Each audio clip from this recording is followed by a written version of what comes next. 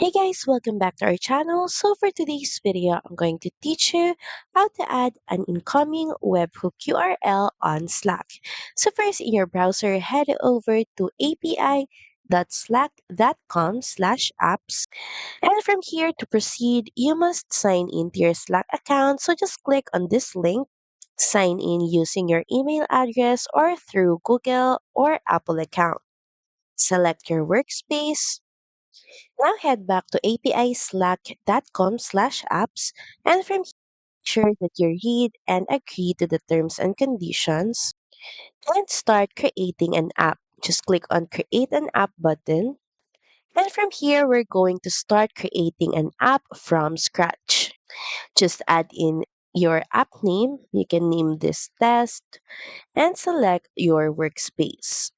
Then once done, head over and click on create app. Now from here in the left panel, click on incoming webhooks. So from here, just make sure that you toggle activate incoming webhooks on.